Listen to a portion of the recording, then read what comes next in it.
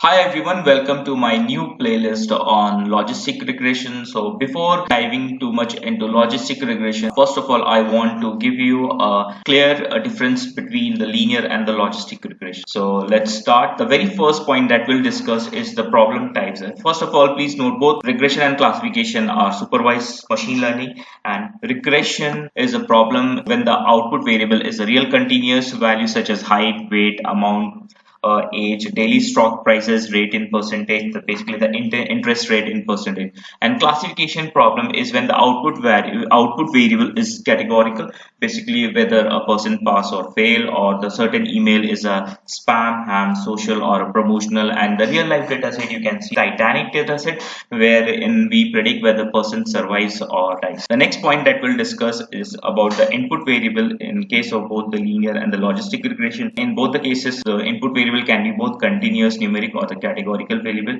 Let us see this example. In the very first example, this is for the linear regression where we are predicting the salary. Now the input variable is the age, which is 20.7, 30. Basically, it's a real number, which is the age. Now we can also have categorical variable like the graduate. So based on the age and the graduate, whether a person is graduate or not, we can predict the salary. But in case of the logistic regression, the output variable you can see is one or not. Whether based on the person age, we will predict whether a person does the shopping or not. One is for shopping and zero is for not shopping. And again, based on the gender, which will play a much bigger role. We know like which gender is more biased towards shopping. Third case that we will discuss is the output variable for both linear regression and logistic regression. For linear, it is the continuous numeric. When we predict the age of person, it's a number, it's not a categorical value. So we can see here when we are predicting here, the salary is something which is of real number. Okay, now in this case also, but here if you see the what we are predicting in 1 0 and y and no. So in case of logistic regression, we are predicting the number like 1 0 yes or no. Basically we are predicting the categorical value. In case linear regression, we are predicting the continuous numerical value. Now the fourth point that we'll discuss is about the relationship. There should be a linear relationship between the dependent and the independent variable, but in case of logistic regression, it is not required to have a linear relationship between the dependent and independent. What do we mean by this? We can see, suppose we have the fields,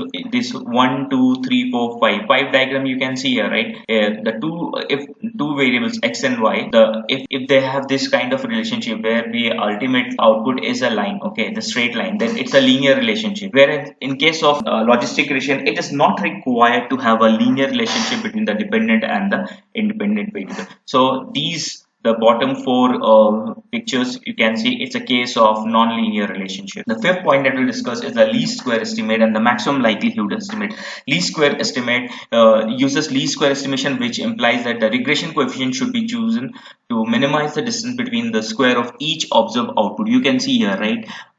Suppose this is my actual point and this line is my predicted, so you have to find the square of the distance from this point to this line, the output, which is the predicted value. So you get this value, square it and sum it everyone, and based on that we will find our coefficient. In case of logistic regression, we use maximum likelihood estimation method, and I'll be covering a detailed video on the maximum likelihood estimation method. This method determines the value for the parameter of the model. The value is found in a way that is maximizes the probability of y on the values of input variable x. So this is the equation where we will convert this equation into the logistic regression. Now the sixth point that we'll discuss is the collinearity. There may be collinearity between independent variable, but in case of linear regression, there may be collinearity. Like we have two input variable and one output variables. Okay. So suppose if variable x1 increases and variable x2 also increases, it means, and variable x1 decreases and variable x2 also decreases,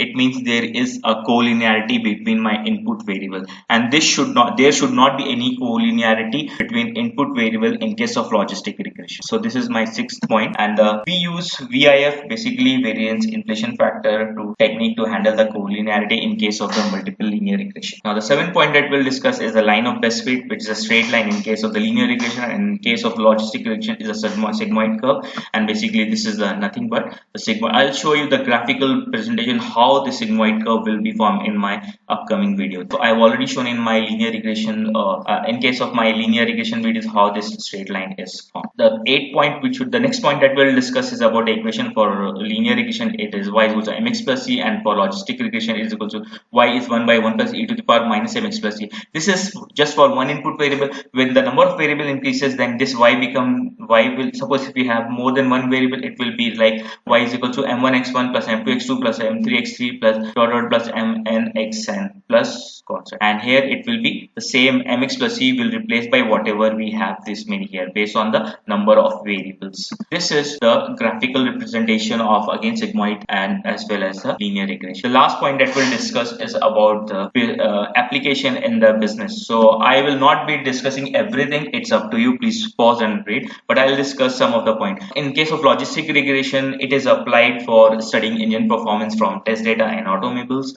Even ordinary least square regression can be used in weather data analysis, and also linear regression find is its huge application in astronomy. I remember studying astronomy as one of my subject in my BSc in mathematics, and linear regression also can be used for multiple places, like can be used in market research, it can be also used in stock market.